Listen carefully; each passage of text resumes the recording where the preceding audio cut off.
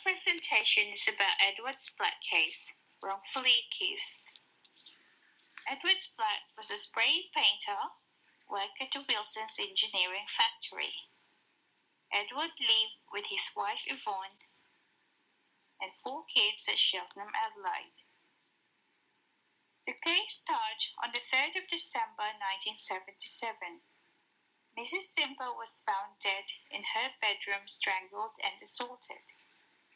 Mrs. Simper was 77-year-old widowed and lived by herself.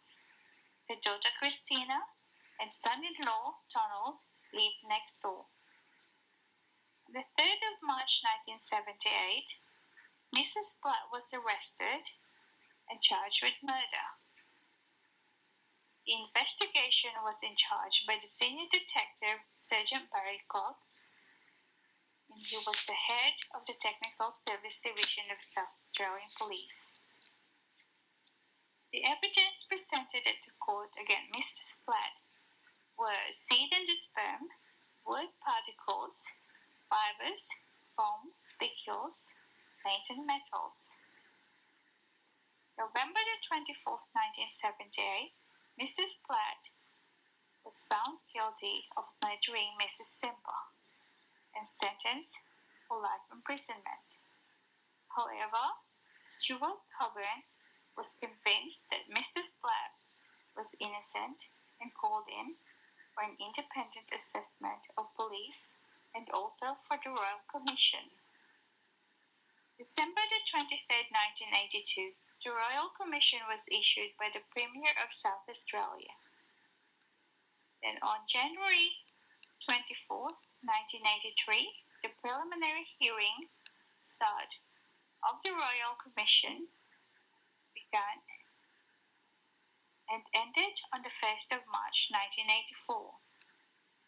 After 196 sitting days in the court, the Royal Commission made a conclusion and Mrs. Splatt was released from the jail on the 2nd of August 1984.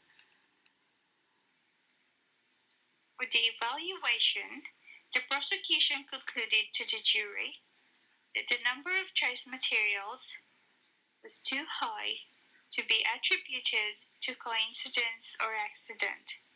The accused must have been so closely in contact with the deceased that he must have been her slayer or attacker. Mrs. Splatt was in the custody of Adelaide Jail during the time hearing, and Sergeant Barry Cox was the head of the investigation team in Technical Service Division of South Australia Police. Our significant evidence was seed endosperms, wood particles, fibers, foam spicules, hairs, fingerprints, and DNA. 5 seeds identified in Mrs. Simper's bedsheets were wheat, sorghum, safflower, oats, and sunflower. Mr. Kutchell examined the samples of seeds from Mr. Splatt's aviary and concluded that of the 7 types of seeds identified, 5 matched those found in Mrs. Simper's bedsheets. In Dr. Jenner's examination of Mr. Splatt's trousers, he observed wheat, oat, and sorghum. He continued to explain the seeds from the bedsheets observed via cross-polarization of starch, confirming that they had not been cooked, just like the seeds from Mr. Splatt's aviary. At the Royal Commission, it was concluded that the expert witnesses did not hold substantial probative value, as the scientific approach used was invalid, highlighting Dr. Jenner's errors. The seeds were from a biscuit found in Mrs. Simper's home.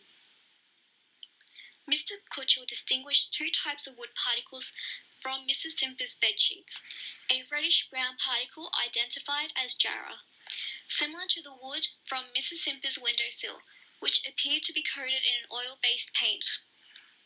The lighter wood particles were identified to be genus Pinus, similar to the wood from Mr. Splatt's workbench. Sergeant Cox claimed that the wood particles must have transferred to Mrs. Splatt's car coat from Mrs. Simper's windowsill, which was assumed to be the point of entry and or exit, due to the lock cars exchange principle. This influenced the jury to make a general judgment based on the similarities of wood particles in correlation to the Lockhart's exchange principle. For the fiber evidence, there was a ball of fibers the size of 2 pinheads that were yellow cotton and artificial fibers of Mrs. Simper's bedsheet, which was then compared to Mr. Splatt's case cover. The samples were collected twice from Mr. Splatt's case cover. Sample 1 was collected on the 14th of December 1977, did not match with Mrs. Simper's bedsheet. So they decided to take an additional sample on the 17th of January 1978, which they found a match with Mrs. Simper's bedsheet. The collected sample had different time frames. The second sample was collected after the case cover had been changed. The two fibers found color gradation along the length of the fibers from white to pale blue to darker blue, and adhering to the fibers were round orange globules. The fibers are more than 5 millimeters long, and the coloration of blue was only superficial. 8 months after the incident, Surgeon Cox found a fish-shaped lolly from the victim's bedroom, which he thought was dropped by the intruder. The fragments from the lolly were similar to the cotton fibers from the bedsheet, and also similar to Mr. Splatt's blue and white work shirt from his wardrobe.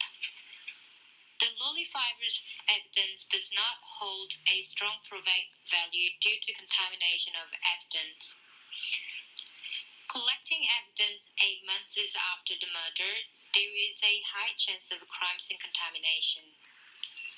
3 black wool fibers taken from the bedsheets resembled the fibers from Mr. Splatt's dark trousers. Ms. Perovic used a 4 chemical reagent to test the color reaction of the fibers. She found no dissimilarity on dye reaction and subjected the evidence value based from the chemical testing and microscopic examination. The fiber analysis was wrong. The experimental procedure were inadequate in revealing the probative value of evidence. Ms. Perovic neglected her duty to explain the full significance of her result and the limitation of her experimental procedure. Star-shaped foam spicules collected from victims' bedsheet brassiere and on the white handkerchief at the crime scene, and compared to the sample from Mr. Splatt's car coat. Surgeon Cox observed the similarity in color, size, and general appearances under the light microscope. Ms. Perovic used pyrolysis with gas chromatography and testified that the spicules from 2 sources were the same, which behaved in the same manner. She identified to the jury the height, depth, and the peaks within the graphs, and she stated that the retention time was significant. What went wrong was she mistakenly explained the results in chromatography and did not explain the relative retention time characteristics. For the hairs, Dr. James, a forensic pathologist, collected hair from Mrs. Simper's dead body. Dr. Harding, a forensic biologist, examined the hair samples found near Mrs. Simper's bedsheets and compared with the hair collected from Mr. Splatt's head and arm. The samples were collected and examined, but not presented at the court. The hair comparison evidence is valuable as an exclusionary tool, but had limited utility as an inclusionary tool. Fingerprint analysis is classified as class evidence and is very discriminatory to the perpetrator.